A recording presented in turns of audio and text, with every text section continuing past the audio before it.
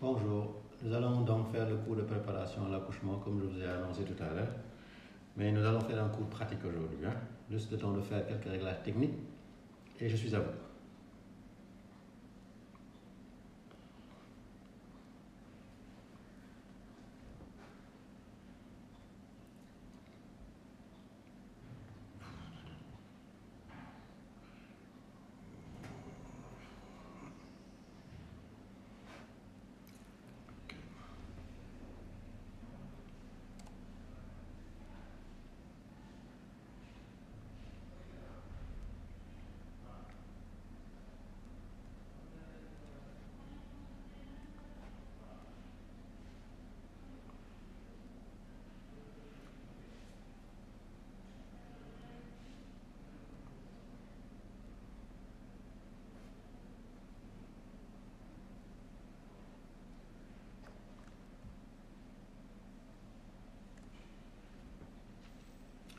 Voilà, donc j'espère que le son est bien. Je suis en train de faire quelques petits réglages techniques. J'espère que vous entendez bien. J'ai le temps de régler ça. Voilà, c'est bon. Le son, ça va mon téléphone. Ok, c'est parfait. Donc nous allons pouvoir commencer. Ok. Voilà, donc aujourd'hui nous allons faire un cours de préparation à l'accouchement. Et je pense que puisqu'on a fait plusieurs cours, aujourd'hui nous allons faire quelques rappels et faire beaucoup de techniques, beaucoup de questions techniques. On va faire un cours pratique plutôt. Donc, comme vous le savez déjà, là on est en période de confinement, donc il est difficile de faire un cours de préparation à l'accouchement physique. Il y a beaucoup de bruit dehors. Nous allons faire un truc technique aujourd'hui, d'accord? Donc, vous êtes à terme, vous vous apprêtez à accoucher. On rappelle, une grossesse dure 40 semaines, donc soyez prêts à accoucher dès la 36e semaine. À partir de 36 semaines, en général c'est votre dernière consultation prénatale, vous pouvez accoucher sans risque. Donc à partir de 36 semaines, vous pouvez accoucher sans risque. Voilà, excusez-moi, encore des petits réglages à faire. Voilà, donc à partir de 36 semaines, vous pouvez accoucher sans risque. Je ne sais pas comment je vais faire ça.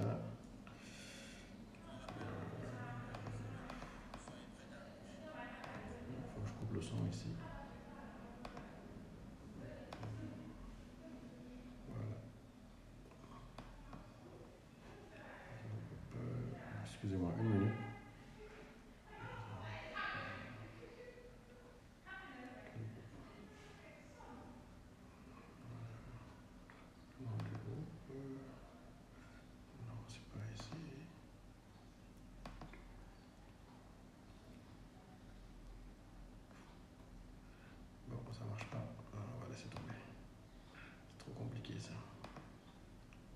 Voilà.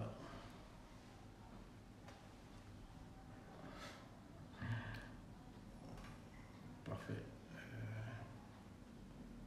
Excusez-moi une seconde.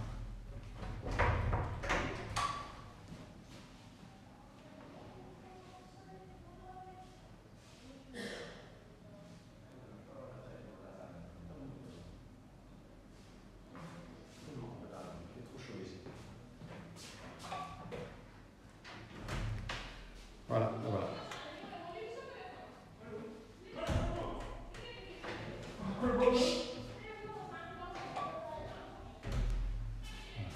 Excusez-moi, en tout cas. Voilà, donc le cours, à partir de 36 semaines, vous pouvez accoucher sans risque. On accouche habituellement entre 36 et 40 semaines, c'est bon de le rappeler. À partir de 40 semaines, on doit accoucher. Si à 40 semaines, on n'accouche pas, il faut envisager de déclencher le travail à cause du risque de complications ou du risque que le bébé continue à grandir, à grossir, et ce qui peut vous poser quelques petits problèmes. Donc, les questions commencent déjà, je vais répondre directement. Est-ce qu'à 40-32 semaines de grossesse, forcément le bébé doit être en position céphalique pour une deuxième grossesse? Non, la position céphalique, c'est lorsque la tête du bébé est en bas. La tête du bébé, la position définitive de la tête du bébé, et ça défend à 22 degrés. Plus chaud ici, merci. La position céphalique, c'est lorsque la tête est en bas. La position est définitive à partir de 34 semaines. Avant 34 semaines, la position n'est pas définitive. Donc ça peut tourner encore, mais à partir de 34 semaines, habituellement la position est définitive. Chez les multiparts, celles qui ont accouché plusieurs fois, parfois, ça peut aller jusqu'à 36-38 semaines avant que le bébé ne tourne, ce n'est pas un problème. Mais en général, ce qu'on retient, c'est 32 semaines. À partir de 32 semaines, ça doit tourner. Autre question. J'ai fait une célioscopie de la ligne ovarienne. Est-ce que ça peut arrêter mon excès de prolactine? Bon, on est en... non, le drilling ovarien ne sert pas à diminuer l'excès de prolactine. Le drilling ovarien, il sert à régulariser un cycle. C'est le traitement chirurgical de la dystrophie ovarienne lorsque le traitement médical a échoué. Mais il n'y est efficace qu'à 50%. C'est dans 50% des cas que quand on fait un drilling ovarien, ça règle le problème de la régularité du cycle. Pour l'hyperprolactinémie, il faut d'abord connaître la cause de l'hyperprolactinémie avant de pouvoir la traiter. Mais ce n'est pas le drilling qui va régler ce problème. Okay. Moi, j'ai accouché à 38 semaines, 6 jours pour les 2 grossesses. Est-ce que c'est normal? Oui, c'est parfaitement normal. Comme je l'ai dit tout à l'heure, on peut accoucher à partir de 36 semaines. Donc, madame, si vous accouchez à 38 semaines, il n'y a pas de problème, c'est tout à fait normal. Je pense que les questions... Si on a déjà eu une césarienne pour le premier bébé, est-ce qu'on aura des chances d'avoir un accouchement normal? Pour les autres, oui, on peut accoucher par voie basse pour les autres si on a déjà une césarienne, si la cause de la première césarienne n'est pas en rapport avec votre bassin. Si évidemment votre bassin était petit au point dès qu'on est dû vous demander de faire une césarienne, évidemment qu'à la grossesse suivante, on risque de vous faire encore une césarienne. Mais si on vous a opéré pour autre chose, une hypertension artérielle, un diabète gestationnel ou une macrosomie, et qu'à la grossesse suivante, vous n'avez pas ça, oui, vous avez des chances d'accoucher par voie basse. Maintenant, il y a des conditions. On ne peut pas déclencher le travail, il faut que vous entrez en travail spontanément, etc. Il y a quelques conditions. Et il faut que vous ayez respecté un espace entre les 2 grossesses d'au moins 2 ans. Mais oui, on peut accoucher par voie basse après une césarienne. Ensuite, autre question. Parler de la césarienne, on va en parler, il n'y a pas de problème. Okay, les questions ici, c'est fini. Après combien de temps on peut réessayer après une fausse couche? Après une fausse couche, on peut tomber enceinte, on peut réessayer au bout de 2 mois. Il est conseillé d'attendre environ 2 mois avant d'essayer de tomber enceinte. Moi, j'ai accouché, ok. À partir de combien de temps on peut accoucher? Et comment savoir si l'accouchement qui s'annonce? On peut accoucher à partir de 36 semaines. À partir de 36 semaines, on peut accoucher. Et je le répète, vous avez dû louper le coup de la dernière fois. Les signes qui montrent que vous êtes en travail, il y en a 3. Le premier signe, c'est les contractions utérines. Ce sont des douleurs qui ne cèdent pas en prenant un antispasmodique. Le deuxième signe, c'est la perte du bouchon muqueux. C'est une petite glaire qui contient un peu de sang. Le troisième signe, c'est la perte de la poche des os. Mais c'est un signe qui est négatif. Normalement, la poche des os est censée être rompue alors que vous êtes déjà sur la table d'accouchement. Mais si la poche des os se rompt alors que vous n'êtes pas encore sur la table d'accouchement, ça peut être dangereux. Donc voilà les 3 signes qui vous montrent que le travail s'annonce. Est-ce qu'une personne hypertendue peut avoir un bébé? Quels sont les risques? Oui, une personne hypertendue peut avoir un bébé. Il faut simplement maîtriser l'hypertension artérielle, prendre vos médicaments qui sont compatibles avec la grossesse. Habituellement, dès qu'on tombe enceinte, il y a des médicaments antihypertenseurs qui sont compatibles avec la grossesse. Et là, vous pouvez tomber enceinte sans problème. Donc, ça ne pose pas de problème. Et il faut avoir un bon suivi. Le couvre-feu, c'est à 20h. Oui, Fatoumata, d'accord, c'est à 20h. Je vais essayer de rentrer chez moi avant 20h. Est-ce qu'avec une 4e grossesse, on peut éviter une épisiotomie? L'épisiotomie ne dépend pas du nombre de grossesses que vous avez. L'épisiotomie dépend évidemment de la souplesse de votre périnée, de la grosse tête du bébé s'il a la tête de son papa, et d'autres facteurs, et de la manière dont vous poussez. Mais ça ne dépend pas du nombre de grossesses. On peut avoir 4 grossesses, 5 accouchements sans épisiotomie, comme on peut avoir une épisiotomie à chaque accouchement. On peut avoir une épisiotomie au premier accouchement, pas au deuxième, en avoir au 3e, ne pas en avoir au 4e, ce n'est pas lié. Ensuite, est-ce qu'une hypertension, ça j'ai déjà répondu, voilà, ok. Suis-je en danger si je n'ai pas fait de test de sucre? Je suis en confinement total depuis 3 semaines. Non, vous n'êtes pas en danger si vous ne faites pas de vos tests de sucre. Le test de sucre permet simplement de dépister un diabète gestationnel. À la fin du confinement, vous allez essayer de faire votre test de diabète pour voir s'il n'y a pas un diabète gestationnel. Parce que si vous faites un diabète gestationnel, votre grossesse ne doit pas dépasser 38 semaines. Au plus tard, à 38 semaines, il faut accoucher. Ensuite, continuation. Quelle est la différence entre accoucher à 36 semaines et accoucher à 40 semaines? Il n'y a aucune différence. Accoucher à 36 semaines, accoucher à 40 semaines, il n'y a pas de différence a priori. La seule différence, c'est qu'à 36 semaines, le bébé est plus petit qu'à 40 semaines, parce qu'il aura pris 250 grammes par semaine en moyenne, donc peut-être 1 kg de plus. Sinon, il n'y a aucune différence. Ensuite, après 2 césariennes, peut-on accoucher par voie basse? Non, après 2 césariennes, il n'est pas conseillé d'accoucher par voie basse. Parce qu'après 2 césariennes, l'utérus est fragilisé à telle enseigne que si vous essayez d'accoucher par voie basse, vous pouvez avoir une rupture utérine, ce qui peut être dangereux. Donc l'accouchement par voie basse après 2 césariennes est déconseillé. Il y en a qui le tentent, mais c'est déconseillé et ça met en danger votre vie et la vie de votre bébé. Désolé. Ensuite, est-ce qu'on peut avoir 4 césariennes? Oui, on peut avoir 4 césariennes. En début de semaine, j'ai opéré une patiente, elle avait déjà 4 césariennes. Je lui ai fait sa 5e césarienne. Donc c'était un utérus quadricicatriciel. Maintenant, elle a 5 césariennes et la césarienne s'est très bien passée, machallah. Donc on peut très bien avoir 5 césariennes. Ça ne pose pas de problème. Ensuite, si on a une dystrophie ovarienne après l'accouchement, est-ce qu'on peut attendre d'avoir ses règles régulières? Non. Si on a une dystrophie ovarienne après l'accouchement, en général, lorsque à la fin des suites de couches, quand les règles reviendront, si elles n'étaient pas régulières avant l'accouchement, il y a de fortes chances qu'elles ne soient pas régulières après l'accouchement. Est-ce que c'est normal d'avoir mal au ventre à 32 semaines, le ventre qui durcit? Oui, on peut avoir des douleurs, des contractions à partir de 32 semaines. Tant que ces douleurs-là ne sont pas très intenses, elles ne sont pas très fréquentes et qu'elles n'entraînent pas d'ouverture du col, il n'y a pas de danger. Donc si vous avez des douleurs à partir de 32 semaines, il faut prendre un médicament antidouleur.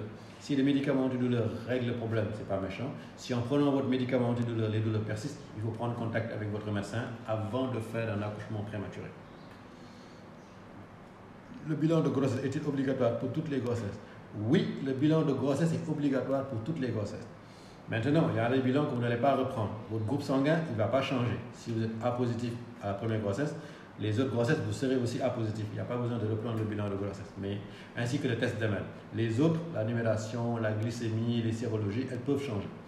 Donc le bilan de grossesse est obligatoire, oui. Ok, autre question. Peut-on avoir 4 césariennes? Oui, j'ai 2 césariennes sur le même. Oui, ça j'ai déjà répondu. Bilan obligatoire, ok. Pour un premier accouchement épisiotomie, est-ce qu'il y a des chances qu'il y ait une deuxième épisio au deuxième accouchement? Je l'ai dit tout à l'heure, on peut avoir une épisiotomie au premier accouchement et ne pas en avoir au deuxième accouchement. Tout dépend de la qualité de votre périnée, de la souplesse de votre périnée, de la grosse tête de votre bébé et de la manière dont vous poussez. Mais on peut très bien ne pas avoir d'épisio. Je suis à 30 semaines, donc accouchement c'est 36 en moyenne. Non, l'accouchement en moyenne c'est 40. La moyenne d'accouchement c'est 40.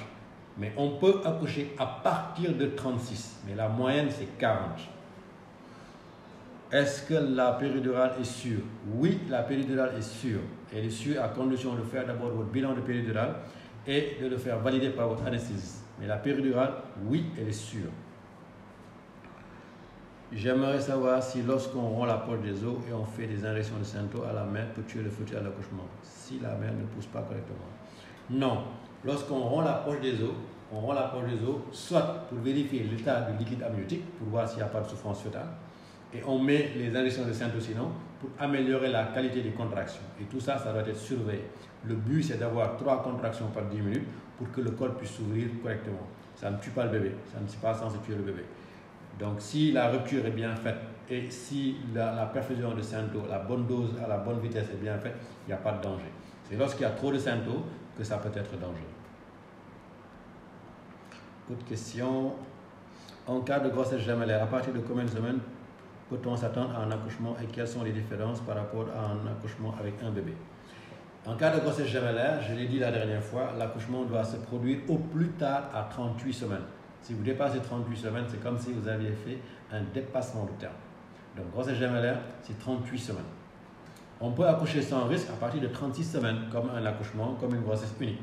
Il se trouve simplement que, habituellement, les jumeaux sont plus petits. Un espace pour réserver pour un bébé, si vous en mettez 2, ils auront du mal à avoir tous les 2 de gros poids. Donc, les bébés sont en général plus petits, simplement. Donc, mais on peut très bien accoucher à 36 semaines, 37 semaines. Mais très souvent, on peut accoucher plus tôt à cause des poids du bébé. Est-ce qu'on fait tocolyse à 35 semaines en cas de MAP? Oui, on peut faire tocolyse à 35 semaines en cas de menace d'accouchement prématuré. La tocolyse, c'est les traitements que l'on donne pour bloquer les contractions utérines.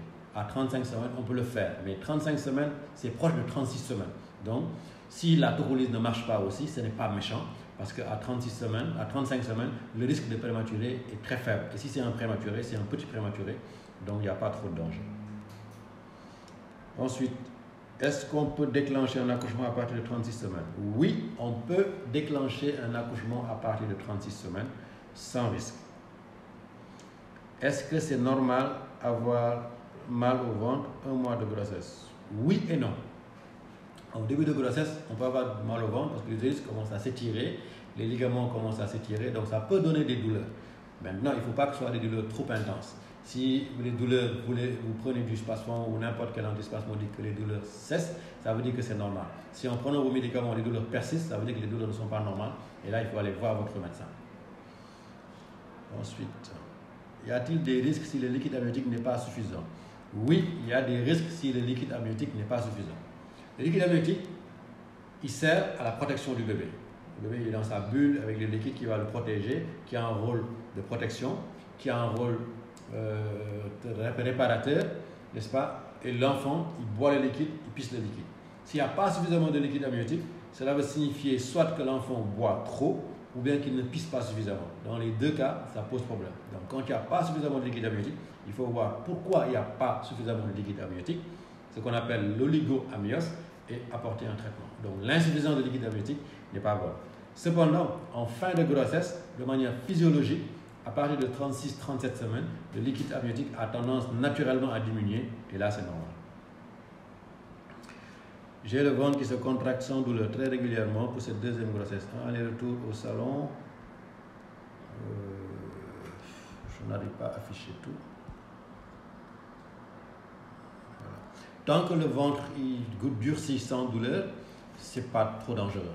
Les contractions utérines, habituellement, elles sont douloureuses. Qu'est-ce qui entraîne la non-ouverture du col? Je ne sais pas. Il arrive de temps en temps que certains cols ne s'ouvrent pas.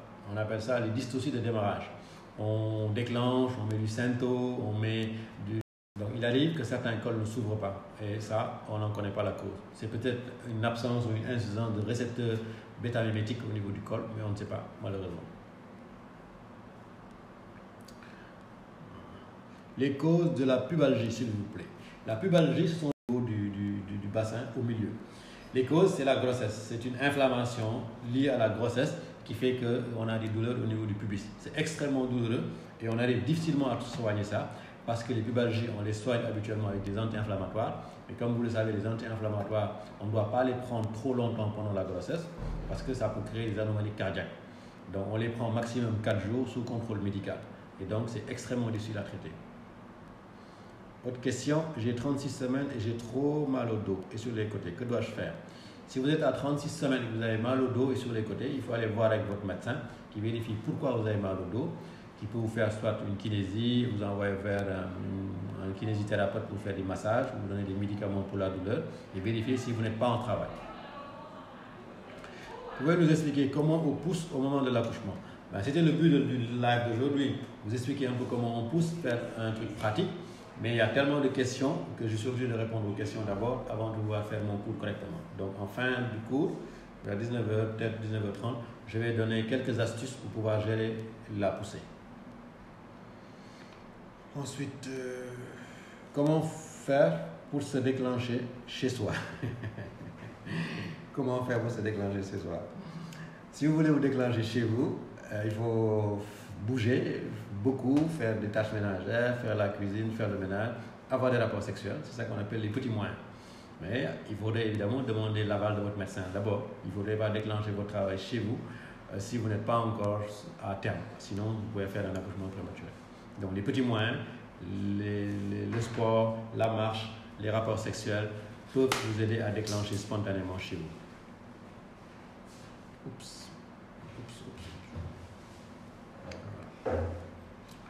Combien de bébés après 2 césariennes? Tout dépend de la qualité de votre cicatrisation. Tant que vous cicatrisez bien, vous pouvez continuer à faire vos bébés. Il n'y a pas de limite. Vu la situation actuelle du pays, peut-on faire la marche le matin? Vu la situation du pays, je déconseille de faire la marche le matin. En tout cas, marcher chez vous. Je vous déconseille de marcher dehors. Je vous conseille plutôt de marcher chez vous, dans votre domicile, dans votre salon, dans votre terrasse. Mais ne pas aller dehors pour les femmes enceintes. Parce que ça peut être dangereux si une femme enceinte chope le virus.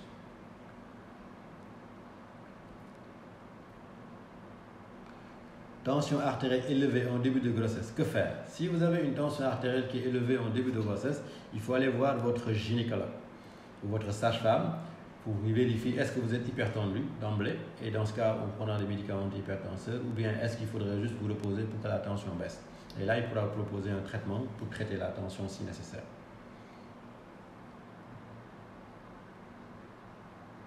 Moi, j'ai l'impression que la zone de la péridurale me fait énormément mal. Est-ce normal? Ça fait 4 ans. Non, ce n'est pas normal. Si vous avez la sensation que la zone où vous avez fait la péridurale, vous avez toujours des douleurs là-bas, 4 ans après votre accouchement, évidemment, ce n'est pas normal. Il faut aller voir votre médecin, voir l'anesthésiste, voir un ostéopathe, ou bien voir un neurologue qui vérifie s'il n'y a pas un problème là-bas, lié à la péridurale ou pas. Vous pouvez très bien faire une sciatalgie, avoir une lombalgie qui n'est pas en rapport. Donc, il faut aller voir un médecin, ce n'est pas normal.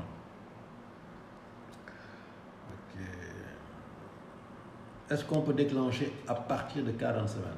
Oui, on peut déclencher à partir même de 36 semaines. Et à 40 semaines, il est fortement conseillé de déclencher. Je suis à 39 semaines 5 jours et j'ai régulièrement mal au ventre. Est-ce normal? Oui, c'est normal. À 39 semaines 5 jours, vous êtes à 2 jours de la date présumée de votre accouchement. Il est tout à fait normal d'avoir des maux de ventre. Vous devez prendre vos médicaments, prendre votre suppositoire antidouleur. Et si les douleurs persistent, là, il faut aller prendre contact avec votre médecin. Grossesse sur hernie discale, prise en charge particulière. Oui, quand vous avez une grossesse sur hernie discale, attendez-vous à avoir beaucoup de douleurs. La modification du centre de gravité pendant la grossesse va faire en sorte que vous allez avoir plein de douleurs. Et en ayant plein de douleurs, cela peut créer quelques petits soucis pendant la grossesse. Donc, il faut prendre contact avec un kinési, probablement faire des séances de kinésithérapie ou bien des séances d'ostéopathie avec un ostéopathe et avoir des anti-inflammatoires en forme locale, probablement des pommades.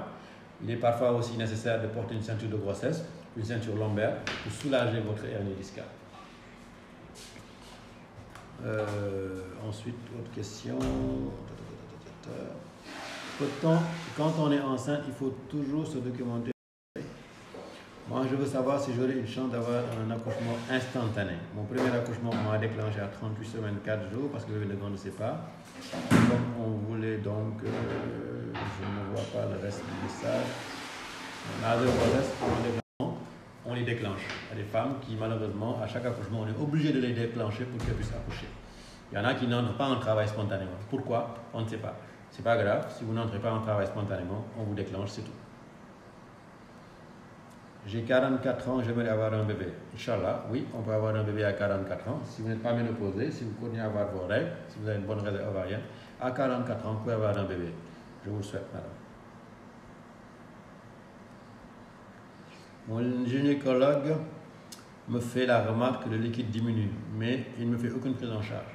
Tout dépend du terme de votre grossesse. Si le liquide amniotique diminue en fin de grossesse, à partir de 36 semaines, ce n'est pas grave. C'est tout à fait normal et physiologique que le liquide amniotique diminue. Mais si le liquide amniotique diminue vers 20 semaines, 25 semaines, là, ce n'est pas normal. Si votre gynécologue ne vous a pas proposé de traitement, ça veut probablement dire que cette diminution est physiologique et que donc il n'y a pas de danger. Quels sont les méfaits et bienfaits de la péridurale? Les méfaits et les bienfaits de la péridurale. Vous avez une péridurale, vous souffrez moins. La douleur est atténuée, elle est même totalement enlevée par la péridurale. Donc vous pouvez accoucher plus sereinement, accoucher plus facilement. Deuxièmement, la péridurale accélère le travail. On a remarqué que les femmes qui faisaient une péridurale, le travail s'accélère et ça allait plus vite, pour accoucher plus vite. Les méfaits de la péridurale, si j'ose dire, si vous avez une fièvre, vous faites une péridurale, c'est dangereux. Vous pouvez avoir une infection au méningée. Si vous avez une hémorragie avec une péridurale, c'est dangereux. Vous pouvez avoir une hémorragie méningée. Si vous avez des antécédents de douleurs lombaires, des sciatalgies, des hernies discales, etc., la péridurale peut augmenter ces douleurs. Donc, avant de faire une péridurale, il faut prendre contact avec votre médecin, avec votre anesthésiste, qui vérifie si vous pouvez faire la péridurale sans risque. Je suis à 11 semaines. Je n'ai pas encore été chez mon gynécologue et vu la situation actuelle, est-ce que ça peut être grave? Ah ben oui, ça peut être grave quand même. C'est à 11 semaines, mais qu'une fois, au moins qu'il vérifie que vous avez une grossesse intra-utérine. Parce que le risque, c'est de faire une grossesse extra-utérine, ne pas le savoir et faire une hémorragie interne. Donc la première visite à 12 semaines, d'ici la semaine prochaine, il serait intéressant de la faire en prenant toutes les précautions par rapport à la situation actuelle du pays. Okay. Ensuite, autre question, les contractions d'un décollement des membranes, est-ce que c'est plus douloureux que les contractions naturelles? Je ne sais pas. Comme j'ai expliqué la dernière fois, est-ce que les contractions déclenchées de travail accouchées dans la journée, au bout de 6 heures de temps, 12 heures de temps maximum, est-ce que c'est plus douloureux que de laisser le travail durer pendant 24 heures, 48 heures, 72 heures? Je ne sais pas. Un travail court, précis, douloureux et un travail long, douloureux, qu'est-ce qui est plus douloureux? À vous de faire le choix. À mon avis, déclencher et accoucher dans la journée, c'est moins douloureux que ne pas déclencher et avoir un travail qui va durer 2 ou 3 jours. Maintenant, à vous de voir.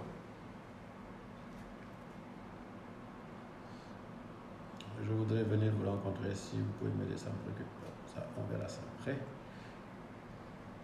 Mon gynécologue m'a programmé une césarienne. Est-ce que je continue à marcher ou c'est plus la peine? Si le gynécologue vous a programmé une césarienne, à mon avis, ça ne sert plus à rien de marcher. Maintenant, si vous donnez un délai à partir duquel, si vous n'accouchez pas, il fera la césarienne, là, vous pouvez marcher le temps d'arriver à ce délai-là et donc avoir des chances d'accoucher par voie basse. Mais si la césarienne elle est inéluctible, ça ne sert plus à rien de marcher.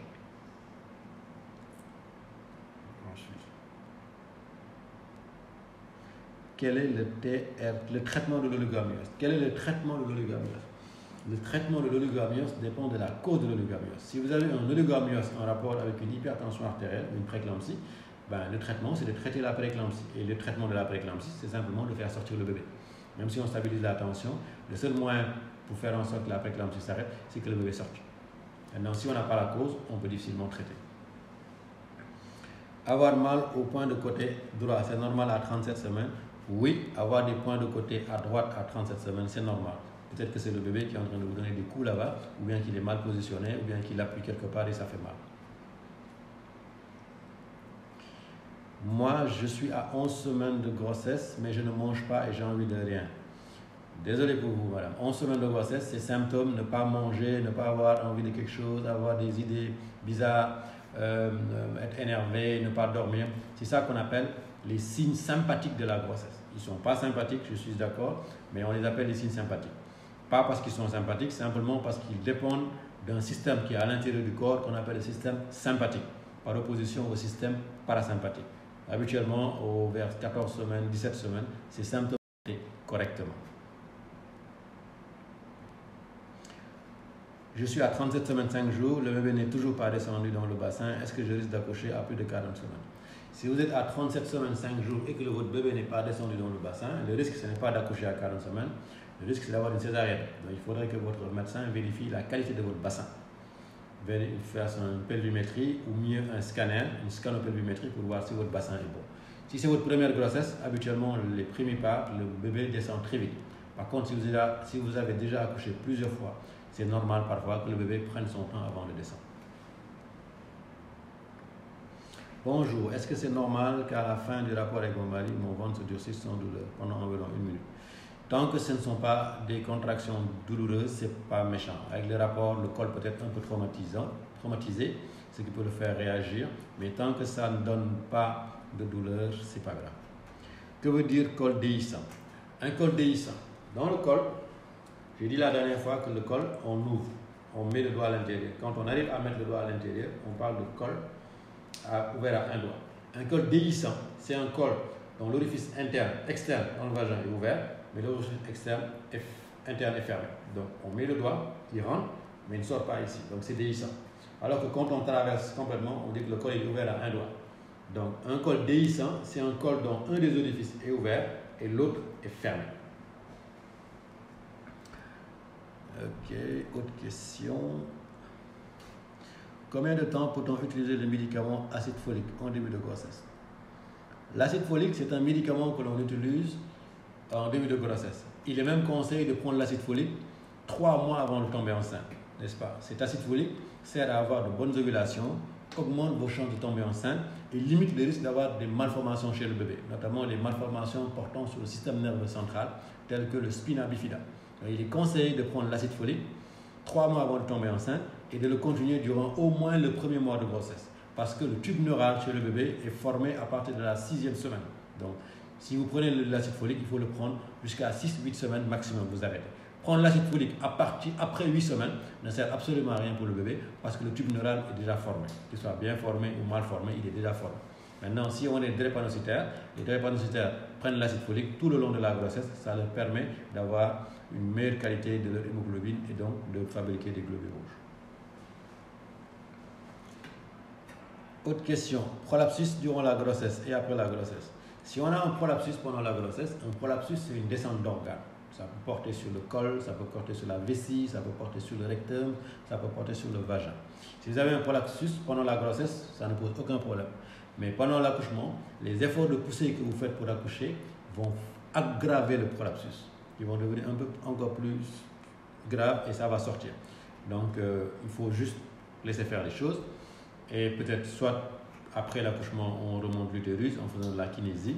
Et quand vous aurez fini de faire toutes vos grossesses, vous pouvez faire une chirurgie, vous faire remonter le col, remonter l'organe qui est prolapé.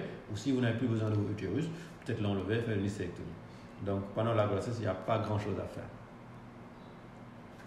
Est-ce qu'il est possible d'avoir une épisiotomie lors d'un second accouchement? Oui, il est possible d'avoir une épisiotomie lors d'un second accouchement. Vous pouvez accoucher une première fois sans épisiotomie et la deuxième fois, vous avez une épisiotomie. Ça, c'est possible. Tout dépend de la tête de son père. S'il a une grosse tête, vous êtes mal barré.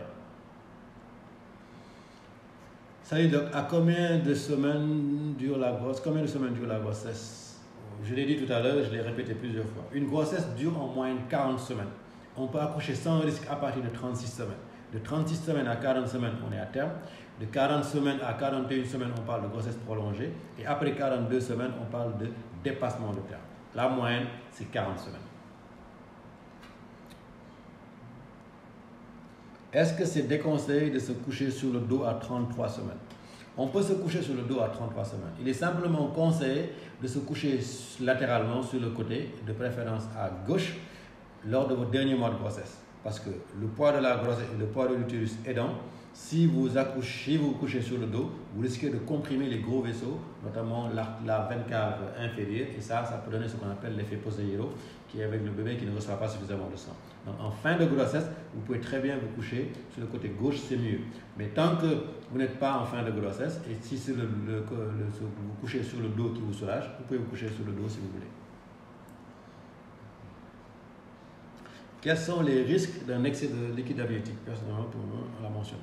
Un excès de liquide amniotique peut être risqué selon la cause. Je l'ai dit tout à l'heure, le liquide amniotique, sa physiologie, c'est l'enfant qui boit du liquide et il pisse du liquide. Il boit, il pisse. Si vous avez trop de liquide amniotique, ça veut dire soit qu'il ne boit pas suffisamment ou bien il pisse trop. S'il ne boit pas suffisamment, il faut rechercher une malformation au niveau du tube digestif, notamment au niveau de l'œsophage, avec la fameuse atrésie de l'œsophage, qui est une malformation avec un œsophage qui ne s'abouche pas au niveau de l'estomac. C'est la principale cause. La deuxième cause, si l'enfant pisse trop, il faut chercher en général un déséquilibre glucidique, un diabète gestationnel. Et donc, s'il y a trop de liquide, la première étiologie, en tout cas que l'on retrouve dans nos régions, c'est un diabète gestationnel. C'est un enfant c'est une grossesse avec trop de sucre. Et donc, le diabète gestationnel a des conséquences, que ce soit des malformations cardiaques, que ce soit une mort fœtale in utero, ou surtout un bébé de gros poids de naissance. Donc, s'il y a trop de liquide, il faut savoir quelle est la cause de cet excès de liquide, et à partir de là, on pourra soit savoir les conséquences, ou bien proposer un traitement. Spasmophilie et grossesse, quelle posture tenir? Si vous avez de la spasmophilie pendant la grossesse, vous prenez simplement votre magnésium pour éviter d'avoir des crises de spasmophilie, votre magnésium et votre calcium.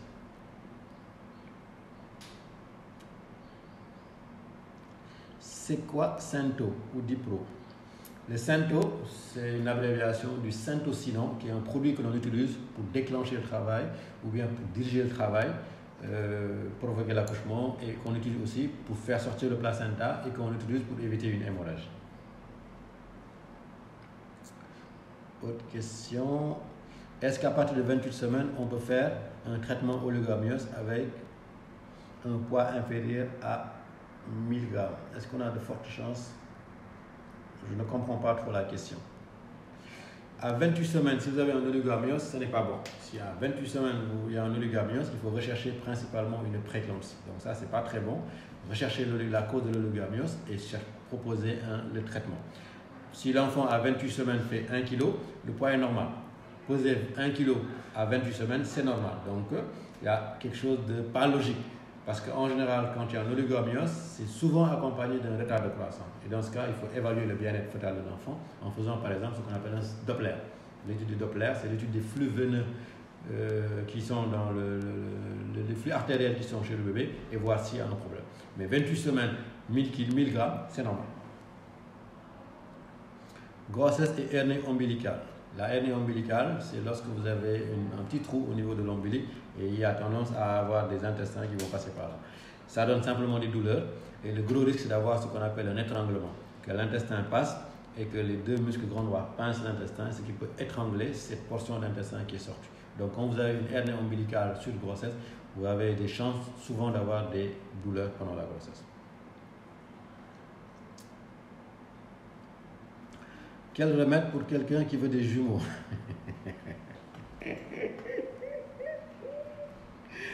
On fera un live spécial pour ça, pour les jumeaux, des remèdes. Il faut demander à Dr Juliette Faye et Dr Moustapha Thiam. Ils ont des remèdes très efficaces pour avoir des jumeaux. Donc il faut leur dire, ils vont vous dire comment on fait pour avoir des jumeaux. Donc je répète, Dr Juliette Faye, Dr Moustapha Thiam, ils ont des remèdes pour avoir des jumeaux, il faut les contacter. À 50 ans, est-ce que tu peux avoir un bébé?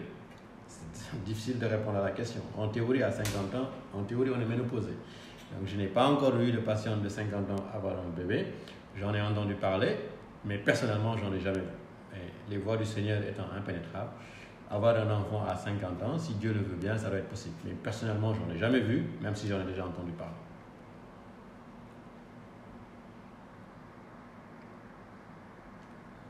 Question, comment faire pour éviter l'épisiotomie?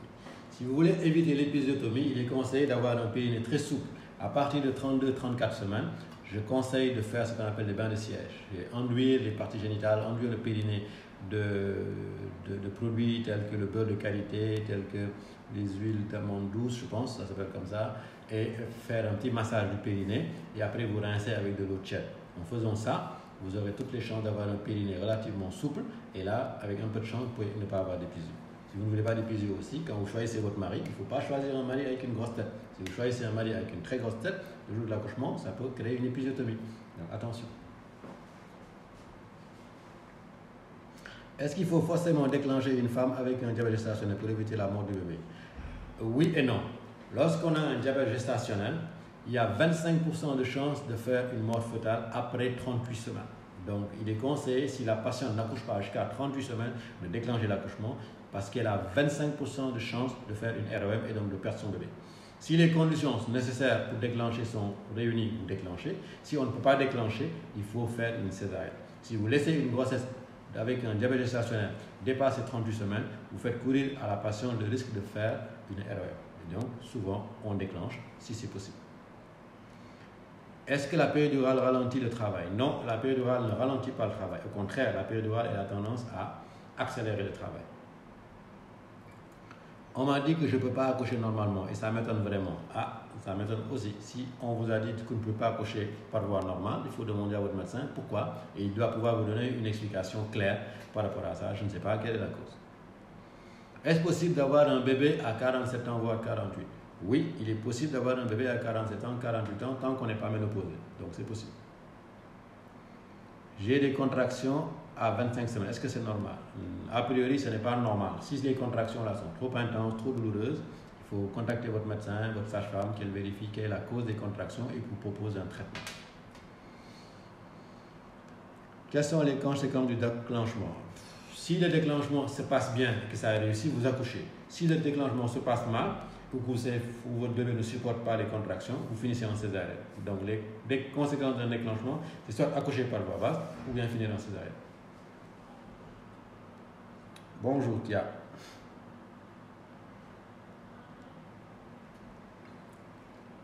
Est-ce que les tâches ménagères sont dangereuses à 6 mois de grossesse? Si les tâches sont excessives, cela peut être dangereux, oui. À 6 mois de grossesse, si vous travaillez trop et que ça déclenche un accouchement par voie basse, c'est pas bon.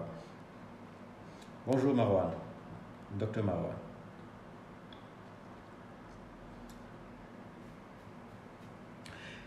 Les sockets, comment les éliminer avec la grossesse? Les sockets, qu'on appelle encore condylomes, sont des lésions. Pour les éliminer, il y a un traitement médical. En général, c'est des dermatologues qui le font. Ils brûlent à l'azote, si je ne m'abuse. Nous, on arrive aussi à le faire de temps en temps avec un bistouri électrique, on peut couper ça. Maintenant, s'il y a trop de sockets, ce qu'on appelle une condylomatose floride, il faut envisager une césarienne, parce que si vous accouchez sur des sockets abondants et qu'en traversant le vagin, l'enfant, le HPV qui donne les sockets entrent chez le bébé, il peut lui donner une maladie qu'on appelle la papillomatose laryngée, ce qui peut être dangereux. Donc il faut voir avec votre médecin pour traiter et surtout choisir la voie d'accouchement. Je suis à 34 semaines et le bébé est toujours en position du siège. Est-ce qu'il pourra être en présentation céphalique avant la fin? Le gynécologue m'a dit qu'il y a le cordon en retour du cou, mais que les échanges se font normalement. Oui, il peut tourner. Habituellement, le bébé tourne à 34 semaines ou plus tard. Si à 34 semaines, il n'a pas tourné et qu'on voit que le cordon est en retour du cou, il faut simplement surveiller le cordon et surveiller les Dopplers. Un peu de chance, il pourra tourner, il pourrait faire votre accouchement par voie basse. La péridurale, est-ce qu'elle provoque une hémorragie du postpartum? Non, la péridurale ne provoque pas d'hémorragie du postpartum. Quels sont les risques pour le bébé d'un accouchement par voie basse en siège? L'accouchement par voie basse est un accouchement qui est très difficile et c'est un accouchement à rebrousse-poil. Dans un accouchement normal, la tête du bébé c'est la plus grande partie de son corps, sauf en cas de macrosome. Un macrosome c'est un bébé de plus de 4 kg. Donc en cas d'accouchement normal, dès que la tête sort, habituellement le reste du corps sort facilement. Dans un accouchement par siège, c'est un accouchement à rebrousse-poil, c'est-à-dire la difficulté elle est croissante. C'est le siège qui va sortir d'abord, habituellement il sort sans problème, ensuite les épaules vont sortir et enfin la tête va sortir. Et si pendant l'accouchement, l'enfant, pour X raisons, il relève les bras, ou bien il met la tête en arrière, il va être coincé dans les voies génitales de la mère. Et il faudrait que la personne qui fait l'accouchement puisse connaître les gestes qu'on doit faire pour dégager des épaules qui sont relevées, le relèvement des bras, ou bien pour dégager une tête qui est défléchie. Si l'accoucheur ne sait pas faire ces gestes-là, l'enfant peut être coincé dans les voies maternelles et ce qui peut entraîner des conséquences graves telles qu'un décès du bébé, telles que si on tire trop, une élongation du plexus brachial, une élongation des bandes, une paralysie, une fracture, etc. Donc, un accouchement par voie basse, d'un siège, ça va être fait par un accoucheur averti qui connaît les gestes à faire pour dégager le bébé après avoir vérifié que toutes les conditions nécessaires sont réunies pour qu'un accouchement par voie basse puisse être fait. Que le bassin soit bon, que l'utérus soit bon, qu'il n'y ait pas de cicatrice sur l'utérus, que le bébé soit de taille raisonnable. Et là, un accouchement par voie basse est faisable. Toujours accoucher dans une structure ou un bloc opératoire, comme ça, en cas de problème, le chirurgien pourra intervenir. Est-ce qu'il y a un danger de ne pas prendre le fer parce qu'à chaque fois que je le prends, je vomis? Oui, il peut y avoir un danger à ne pas prendre votre fer. Si vous ne prenez pas votre fer, vous pouvez être anémié. Et si vous êtes anémié, l'anémie pendant l'accouchement ou l'anémie pendant la grossesse peut avoir des conséquences sur le bébé et des conséquences sur vous. Si vous ne supportez pas le fer que votre médecin vous donne, vous pouvez demander de vous donner un autre type de fer, une autre formulation, que ce soit en comprimé, en sirop, en ampoule, etc., pour justement éviter d'être anémié. Le déclenchement est toujours nécessaire chez la femme avec un diagnostic gestationnel pour la survie du bébé. Oui, j'ai expliqué les raisons du déclenchement. On déclenche pour que le bébé ne dépasse pas le 38 semaines. Parce qu'après 38 semaines, il y a un risque de mort fœtale in utero. Donc le déclenchement est fortement conseillé, voire obligatoire en cas de diagnostic gestationnel. En tout cas, l'accouchement doit se faire au plus tard à 38 semaines.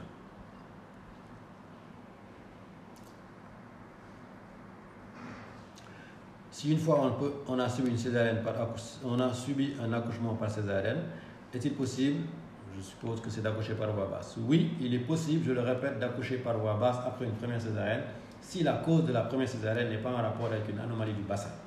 Si c'est en rapport avec une anomalie du bassin, il est plus sage de faire une césarienne. Quelle est la période de la grossesse? Formula la poche des os. La poche des os, elle est formée en fin de grossesse. Quand on est en travail,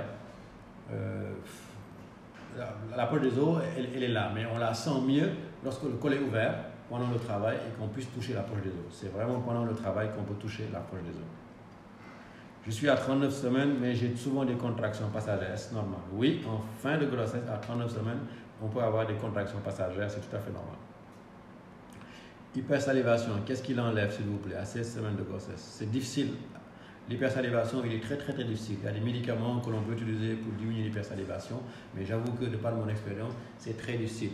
La plupart des médicaments ne marchent pas. C'est à vous de trouver votre astuce, soit de sucer des bonbons de la menthe, ou bien du gingembre, ou bien mettre un peu de menthe dans votre eau, etc. Sinon, votre médecin vous donnera des médicaments contre les vomissements. Habituellement, c'est eux qui diminuent l'hypersalivation. Mais vers 17 semaines, 18 semaines, ça devrait pouvoir diminuer fortement.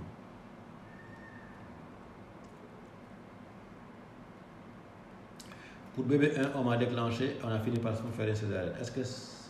Est-ce normal? Je ne sais pas.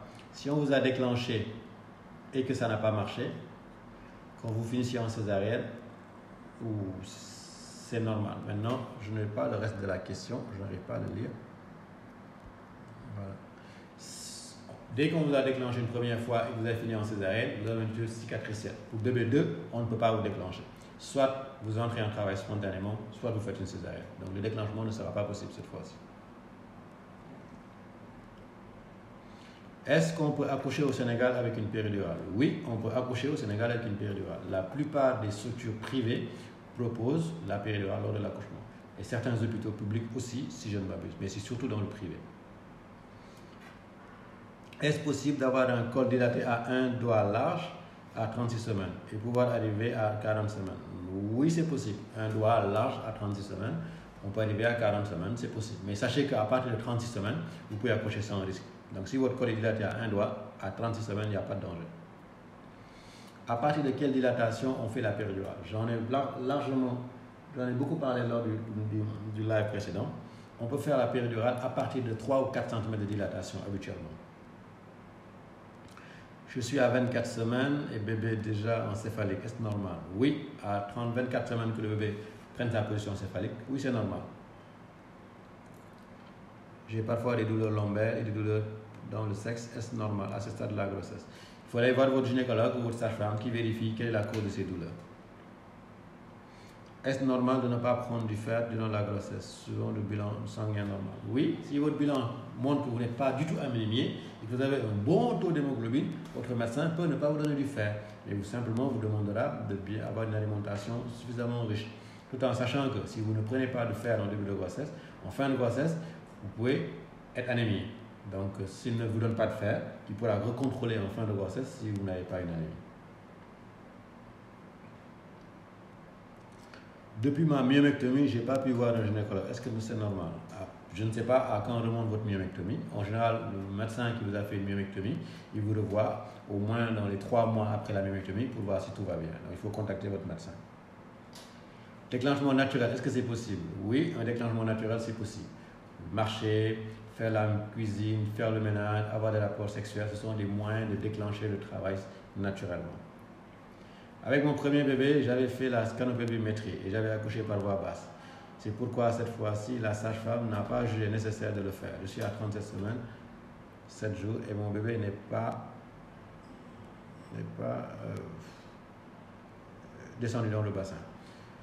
Oui, si votre bassin était bon lors de la première grossesse, avec la scanopélvimétrie qui était normale, votre sage-femme n'a pas besoin de redemander la scanopélvimétrie parce que si votre bassin était normal la première fois, il redevient normal aussi la seconde fois. Donc si votre bébé n'est pas encore descendu à 37 semaines, ce n'est pas grave. Il faudrait simplement patienter. Il peut descendre dans les semaines suivantes. Et il pourrait accoucher par voie basse. Donc ce n'est pas un problème ça.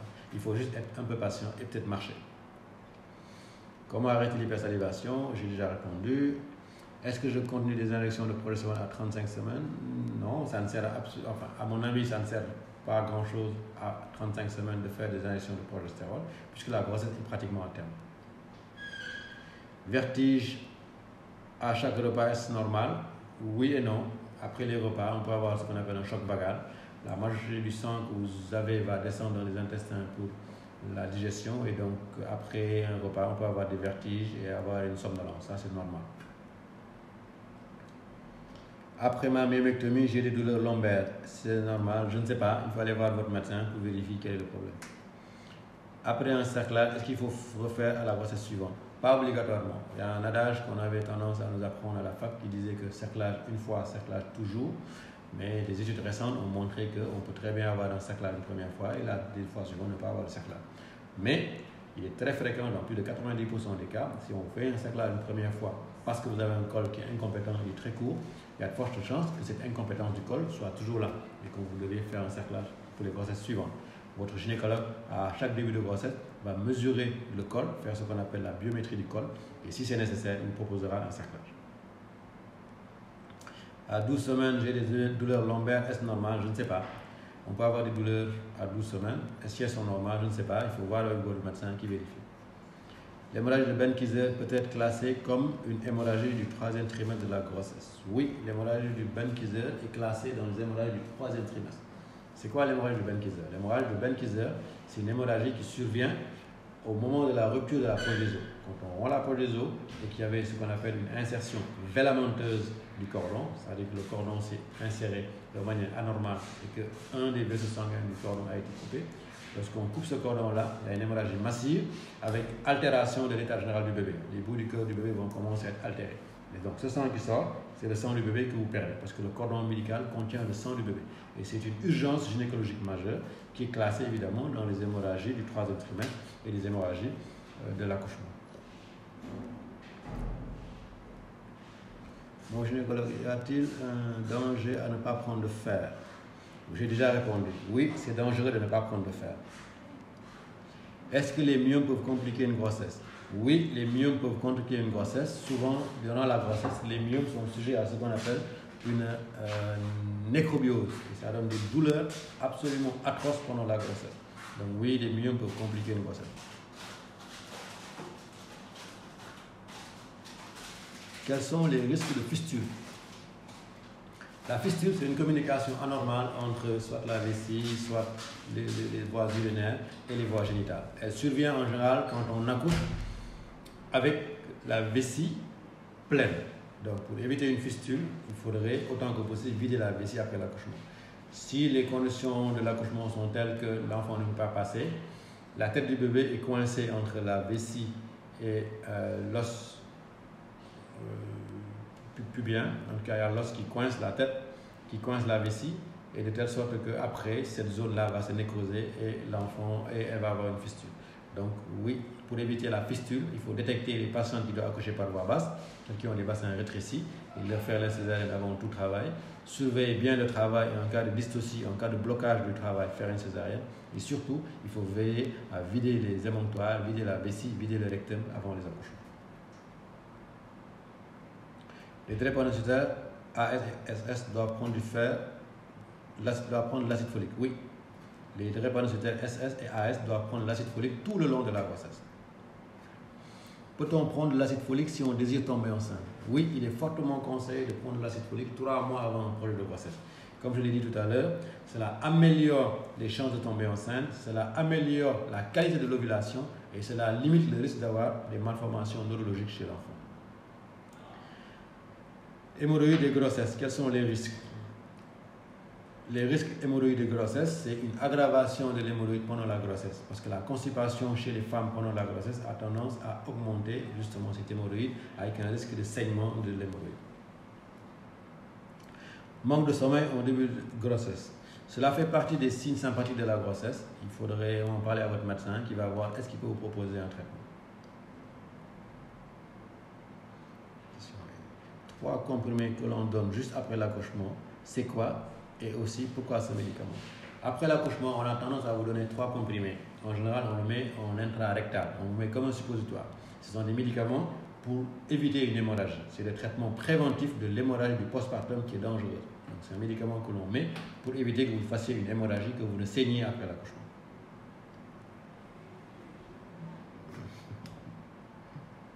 Donc, Fatkiné, la question des jumeaux, je la laisse à Juliette. C'est Juliette qui va gérer ça. Est-ce vrai que les femmes enceintes doivent éviter les bains chauds? Pourquoi? Non, les femmes enceintes ne doivent pas éviter les bains chauds. Il n'y a aucun danger à prendre un bain chaud chez la femme enceinte. Il n'y a pas de danger.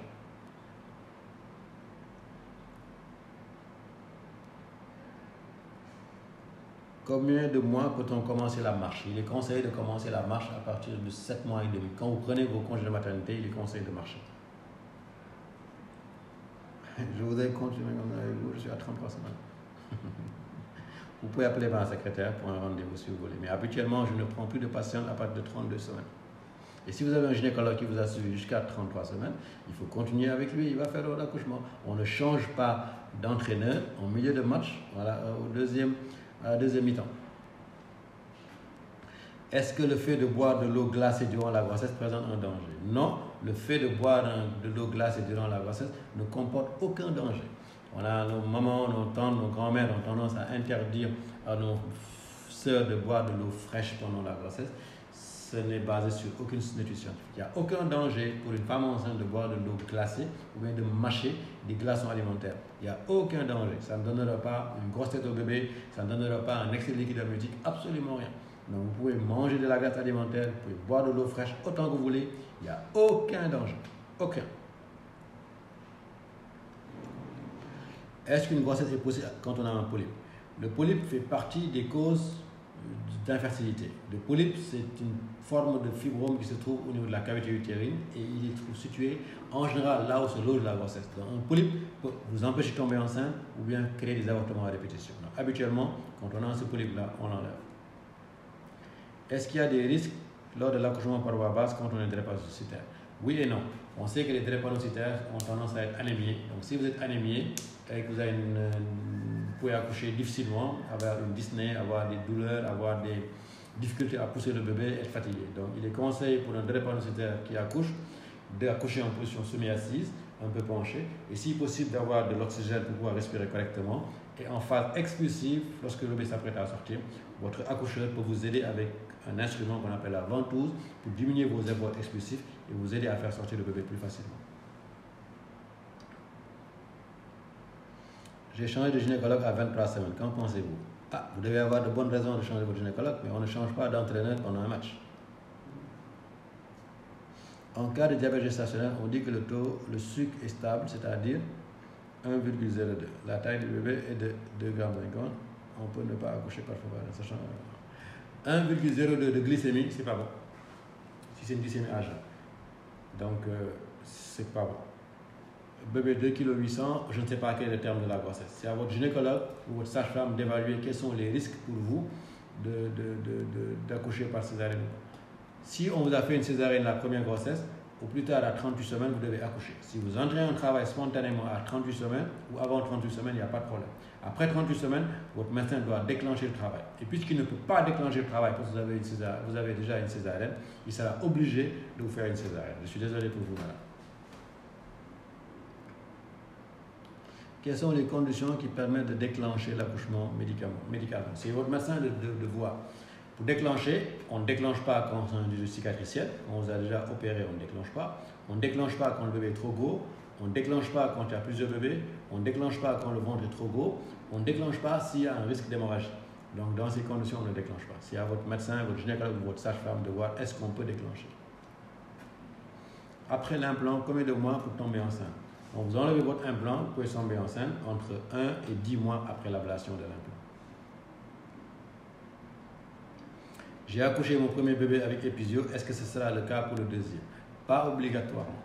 On peut avoir une épisio lors de la première grossesse, lors du premier accouchement, et à la deuxième accoucher sans épisio.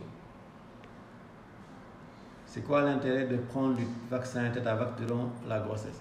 Le Tetavax, c'est le vaccin contre le tétanos. L'intérêt de prendre ce Tetavax, c'est pour éviter d'avoir le tétanos pendant l'accouchement ou bien d'avoir le tétanos chez le bébé, ce qu'on appelle le tétanos néonatal, qui est extrêmement dangereux si on sait que le tétanos déclaré est mortel à 100%.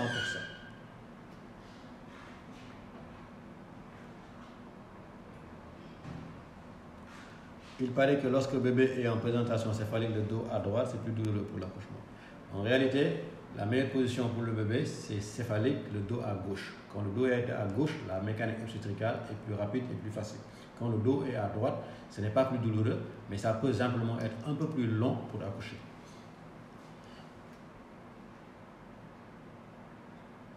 Je suis enceinte, j'ai le diabète gestationnel et j'ai la toux. Il faut aller voir votre médecin. Si vous avez la toux et un diabète gestationnel, il proposera un traitement.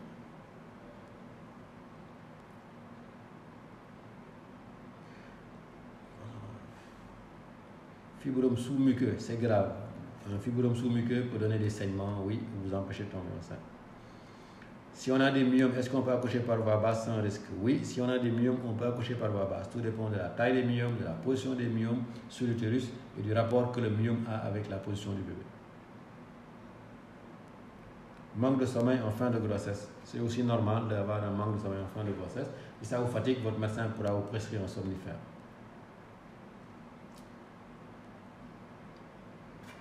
Je suis enceinte, mon gynécologue me prescrit l'aspégique nourrisson tout le long de la grossesse. Je voulais savoir pourquoi.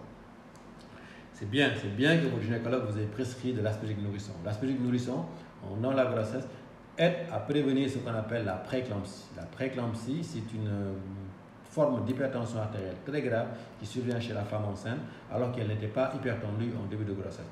Donc, si on tombe enceinte et si on a des facteurs de risque de prééclampsie, votre gynécologue, votre médecin vous donne de l'aspégique nourrisson. À prendre le soir à raison de 100 mg le soir. C'est excellent. C'est pour éviter d'avoir une hypertension artérielle.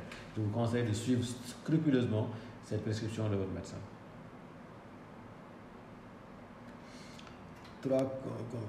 Avec les 3 comprimés, j'ai tellement saigné après l'accouchement et aussi avec les frissons. Oui, si vous avez beaucoup saigné alors que vous avez reçu 3 comprimés, imagine ce que vous alliez saigner si vous n'aviez pas eu ces 3 comprimés-là, qui sont le traitement préventif et le traitement même curatif de l'hémorragie du postpartum. Les frissons, les frissons et l'hyperthermie, l'augmentation, la fièvre que vous ressentez en prenant ces comprimés-là, c'est un effet secondaire.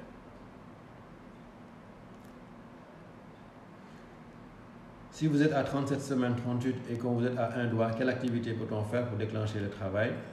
Il faut marcher, faire des tâches ménagères, avoir des rapports sexuels, ça peut aider à déclencher le travail.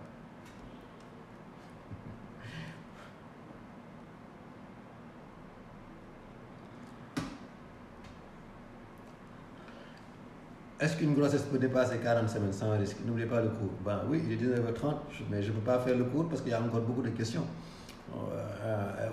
40 semaines, on peut dépasser légèrement, à condition que votre gynécologue ou votre sage-femme vous examine d'abord et qu'il vérifie qu'il n'y a pas de complications, que le liquide amniotique est encore suffisant, que le placenta fonctionne bien, que l'enfant reçoit suffisamment de sang. Il peut vous laisser 1 semaine, voire même 2 avant d'accoucher. Donc oui, on peut dépasser légèrement.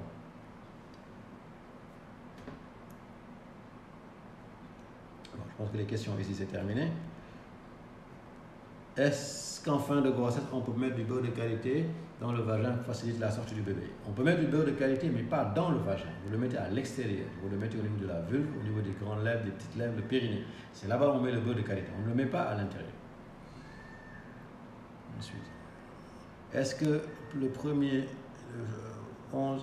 je ne comprends vraiment pas votre question, madame. Est-ce que le premier 11 SA embryon peut poursuivre normalement quand le deuxième n'évolue pas à 9 semaines?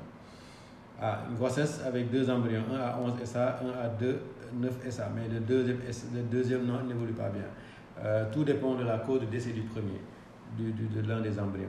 Si la cause n'est pas en rapport avec le deuxième, il peut évoluer tranquillement. Est-ce que la thalassémie peut empêcher une grossesse? Honnêtement, je ne sais pas. La thalassémie, ça c'est mes cours de 3e année de médecine. Je pense que c'est une pathologie en rapport avec le sang, je pense, un peu comme la drépanocytose. C'est la première fois que je reçois une question comme ça. Je ne sais pas si la thalassémie peut empêcher une grossesse ou pas. Je ne pense pas, mais je ne sais pas. Si, c'est un peu comme une forme de drépanocytose. Si la drépano n'empêche pas de tomber enceinte, la thalassémie ne devrait pas. Il faudrait peut-être poser la question à un hématologue. Honnêtement, je ne sais pas. Quel conseil donnerez-vous aux femmes enceintes et qui ont la migraine? Si vous avez la migraine, il faut aller voir votre neurologue qui vérifie pourquoi vous avez la migraine et qui vous donne des médicaments contre la migraine qui sont compatibles avec la grossesse. Ce n'est pas facile, mais il faut voir un neurologue, vérifier les autres causes de douleur, vérifier si vous n'êtes pas myope, si vous n'avez pas de problème de vision, si vous n'êtes pas anémié, etc. À partir de là, il pourra vous proposer un traitement. Donc, anémie, grossesse plus migraine, il faut aller voir un neurologue. Comment appelle la machine qu'on utilise pendant l'accouchement pour faire sortir le bébé? C'est la ventouse, je pense. Il y a le forceps, mais c'est surtout la ventouse qu'on utilise. Okay. Oui, drépanocytose, acide folique jusqu'à la fin. Est-ce qu'un fibrome peut empêcher de tomber enceinte? Oui, certains fibromes peuvent empêcher de tomber enceinte.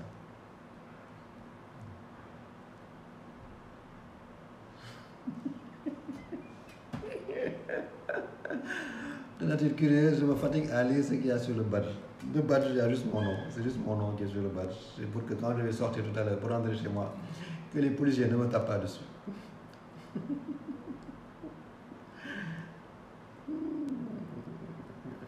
Bon, je pense qu'il y a encore beaucoup de questions, mais je vais avancer. Et quand même, on avait dit qu'on allait faire un cours pratique. Donc, on va faire un petit cours pratique pour les femmes enceintes. Parce qu'il est 19h30 et dans 15 minutes maximum, il faut que je rentre chez moi. Sinon, je n'ai pas envie d'avoir des coups de matraque. Et je veux entendre le discours du président qui va nous parler ce soir. Donc, on va gérer la douleur. Comme vous le savez, l'accouchement est douloureux. Quand on accouche, on a des douleurs. C'est tout à fait normal. Dans la douleur, tu enfanteras. C'est dit dans la Bible et dans le Coran. Genèse chapitre 3, verset 16. Donc, pour accoucher sans douleur, on peut faire la péridurale. Mais si on ne veut pas faire de péridurale ou si on n'a pas les moyens de faire la péridurale, il y a des techniques de respiration. Vous voyez souvent des karatékas, ceux qui font des arts martiaux, qui arrivent à casser des briques avec leurs mains, qui arrivent à se concentrer à telle enceinte qui casse des briques. Et donc tout ça, ce sont des techniques de concentration et des techniques de respiration que j'utilise pour arriver à cet effet. Quand on respire, on n'est pas conscient du fait qu'on respire. Je diminue la clim, il fait très froid ici. Quand on respire, on ne sait pas qu'on respire. La respiration est un acte qui est inconscient. Quand on est conscient de sa respiration, ça veut dire qu'on a un problème respiratoire. On est enrhumé, on est grippé, on est asthmatique, etc. Et là, on a du mal à respirer. Donc, le but, pour pouvoir gérer la douleur, c'est de créer une respiration spéciale avec l'inspiration et l'expiration. Avec une inspiration qui est plus courte que l'expiration. On va faire tout de suite un cours très pratique. Je vais vous demander, pour les femmes enceintes qui sont en train de suivre la vidéo, les autres aussi, si vous voulez, vous pouvez essayer, de vous installer confortablement. Asseyez-vous, vous êtes assis, vous êtes couché, etc. Soyez bien confortablement assise, bien relâché et tout. Et on va faire un exercice ensemble. On va faire une série de respirations. Vous allez inspirer par le nez, vous allez expirer par la bouche. Vous allez inspirer quand je vais vous le dire, vous allez expirer quand je vais vous le dire. Et on va voir quel effet ça va avoir sur vous. D'accord? Donc, vous pouvez participer à distance et vous allez me faire le feedback par rapport à ce que vous ressentez. Ok? Donc, pour inspirer, quand je vais vous dire, on va inspirer pendant 3-4 secondes. Ensuite, on va expirer. Inspirer par le nez, expirer par la bouche. On va faire une série de 10. Ok? On commence. Donc, allez-y, inspirez. Expirez par la bouche. Inspirez. Expirez. Inspirez. Expirez. On inspire. On expire. On inspire. On expire. On inspire. On expire. On inspire. On expire. On inspire. On expire. On inspire. On expire. Une dernière fois, on inspire. Et on expire. C'est parfait. On vient de faire une série de 10. On a inspiré 4-5 secondes. On a expiré 5-6 secondes. On a inspiré, on a expiré. Et donc, toutes celles qui l'ont fait tout de suite pendant 10 secondes et qui l'ont fait correctement, dans les 5 minutes qui viennent, beaucoup d'entre vous vont se mettre à bâiller. Beaucoup d'entre vous, on va avoir la sensation qu'elles ont sommeil. Et ça veut dire que ça marche. Si en faisant cette série d'inspirations-là, inspirez, expirez, inspirez, expirez, en faisant une série de 10, 2 séries de 10, 3 séries de 10, ce qu'on a fait, c'est une série. On fait 2 séries, 3 séries, 4 séries, 5 séries, jusqu'à 10 séries. Votre corps, votre cerveau va sécréter une hormone qu'on appelle les endomorphines. Et les endomorphines auront tendance à endormir la douleur. Endomorphines. Donc, c'est des substances sécrétées par le cerveau et qui vont endormir la douleur. Et donc, en faisant ces inspirations et ces expirations, En vous concentrant sur votre respiration, vous oubliez la douleur. Vous faites oublier à l'utérus la douleur, ce qui vous permet de gérer correctement la douleur. Par contre, pour que cela marche, il faut que ce soit un réflexe chez vous. Il faudrait que dès 34-36 semaines, que vous commenciez à le faire. Ah, il y a une qui dit qu'elle a baillé, Marietou et Delta, elles ont commencé à bailler. Je suis sûr à bailler, n'est-ce pas? Et ça marche. Mais ça marche à condition de le faire souvent avant d'entrer en travail. Et que ce soit un réflexe pavlovien chez vous. Que ce soit un réflexe. Inspirez et expirez. Inspirez, expirez. 10 fois le matin, 10 fois à midi, 10 fois le soir. À partir de 32-34 semaines. Et ça vous permet de gérer votre douleur. Et le jour où vous serez en travail, vous allez pouvoir, ah voilà, il y en a beaucoup qui sont en train de témoigner, qui sont en train de bailler. C'est génial, ça marche. Si c'est bien fait, ça marche. Et lorsque vous serez en travail, quand vous allez avoir des contractions, n'est-ce pas, vous allez faire ces inspirations et ces expirations. Une inspiration, expiration dure au moins 10 secondes, 15-12 secondes. Une contraction peut durer 20 à 30 secondes. Et donc, en faisant 3 séries d'inspiration, expiration, vous allez endormir votre cerveau. Et en endormant le cerveau, vous allez avoir moins mal. Et ça marche. Mais pour que ça marche, il faut que ce soit un réflexe pavlovien. Il faut que vous le fassiez très régulièrement pendant plusieurs semaines. À telle enseigne que pendant le travail, ce sera un réflexe, vous allez le faire correctement. Si par contre, vous n'avez pas l'habitude de le faire, vous ne vous êtes pas exercé correctement, le jour où vous serez en travail, vous allez essayer de le faire, ça ne va pas marcher, vous allez paniquer. En paniquant, vous allez sécréter de l'adrénaline au lieu de sécréter des endomorphines. Et l'adrénaline va augmenter la douleur. Donc il faut le faire. Il faut très le faire pendant la grossesse. Ça permet de vous relâcher. Même les femmes qui se plaignent d'insomnie, celles qui ont dit tout à l'heure qu'elles ont du mal à dormir le soir. Si vous êtes dans votre lit, dans le noir, dans le calme, vous faites vos exercices d'inspiration, expiration, 10 fois, n'est-ce pas? Avant même de finir la 10e série, vous allez dormir. On reprend, on fait une seconde série. Oui, il y en a beaucoup qui sont en train de témoigner, qui sont en train de dormir. Destou, Fatoukan, etc. On va refaire un test. Khadija qui n'est pas enceinte, mais qui baille quand même. Donc, effectivement, ça marche. On va refaire ensemble une deuxième série de 10. Ensuite, je vous ferai faire un autre exercice pour vous montrer maintenant comment pousser. J'ai le temps avant le couvre-feu. Donc, quand je vais vous dire, vous allez inspirer. Quand je vais vous dire, vous allez expirer. D'accord? Allez. Confortablement assis, bien relâché, bien détendu. On refait une seconde série de 10. D'accord? On y va. Allez, on inspire. On expire. On inspire. On expire. On inspire. On expire. On inspire. On expire. On inspire. On expire. On inspire. On expire. On inspire. On expire. On inspire. On expire. On inspire. On expire.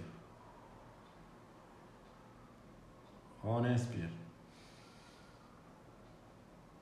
On expire. Une dernière fois, on inspire. On expire. Parfait. Inspire, voilà.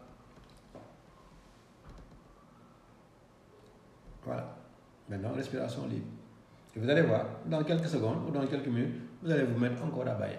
On vient de refaire une seconde série de 10, n'est-ce pas? Et donc, je le répète, ces séries d'inspiration, expiration, inspirer par le nez, expirer par la bouche, que l'expiration soit un peu plus longue que l'inspiration.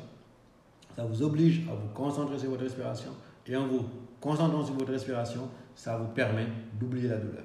Donc, exercice à faire à la maison. À partir d'aujourd'hui, je vous donne des exercices, des homeworks.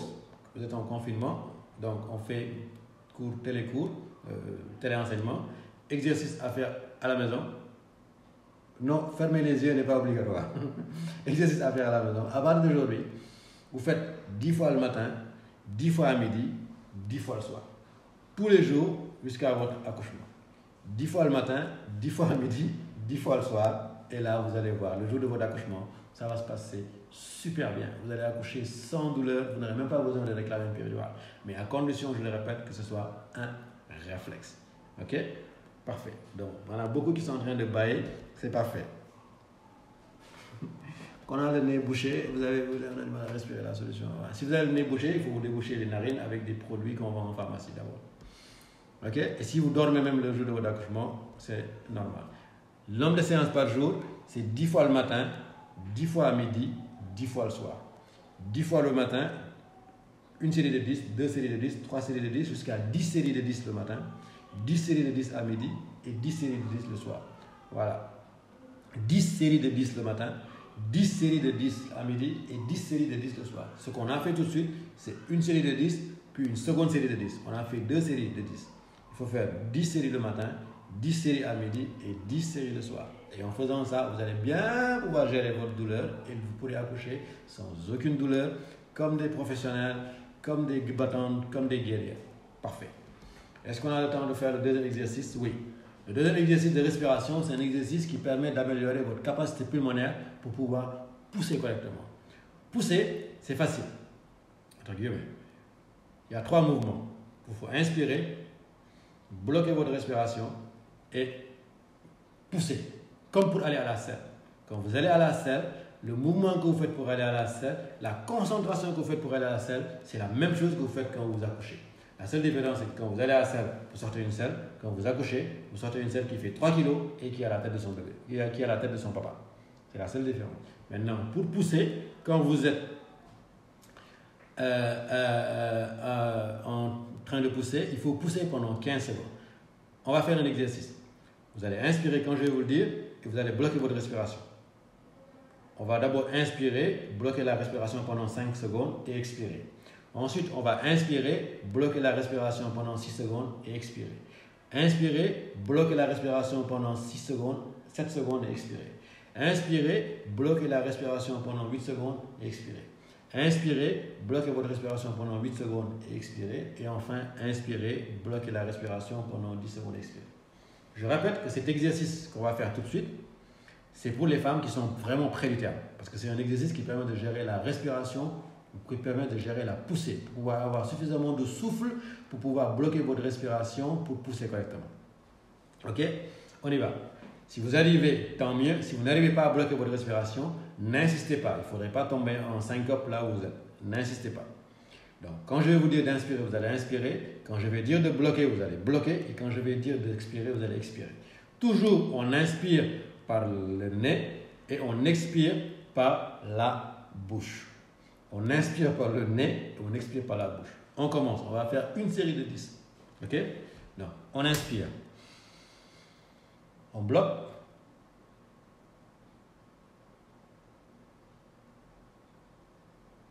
On expire. On inspire. On bloque.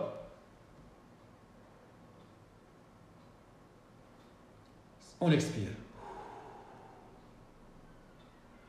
On inspire. On bloque.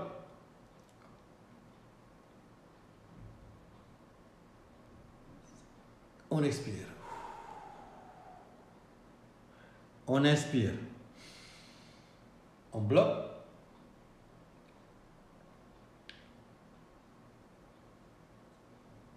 On expire. On inspire. On bloque.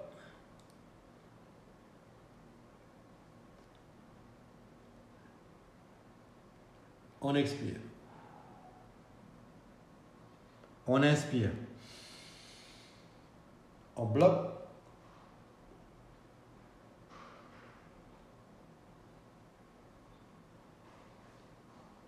On expire. On inspire une dernière fois. On bloque.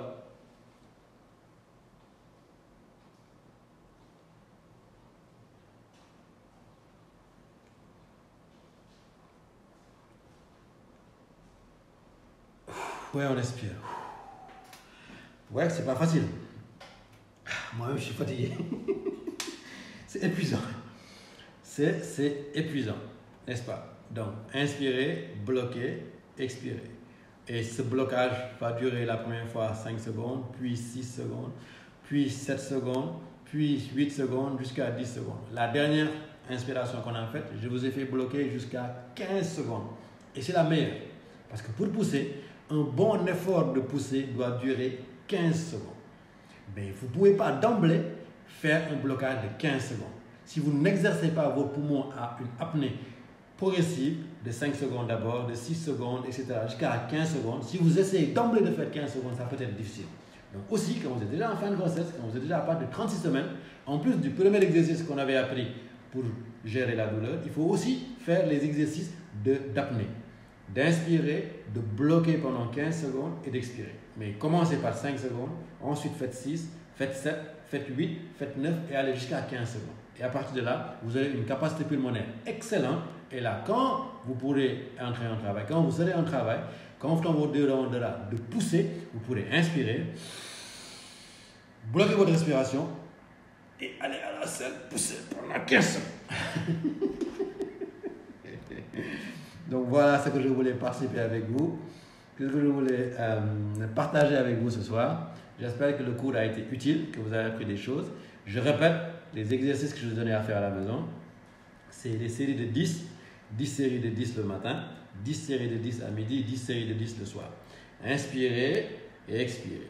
Inspirez et expirez. Et pour celles qui sont déjà à terme, à part de 36 semaines, en plus de ces exercices, le deuxième exercice que vous avez, parce que vous êtes en terminale, faites le bac, vous allez faire inspirer, bloquer, expirer. Inspirer, bloquer, expirer. Donc, inspirer, bloquer pendant 5 secondes, expirer. Inspirer, bloquer 6 secondes, expirer. Inspirer, bloquer 7 secondes, expirer. Et enfin, jusqu'à 15 secondes. Je vous remercie. Il me reste peut-être 10-15 minutes pour rentrer chez moi. Je n'habite pas loin, c'est pas grave. Je vous souhaite une excellente soirée et bon courage pour le reste de votre grossesse et pour l'accouchement. À bientôt, mesdames.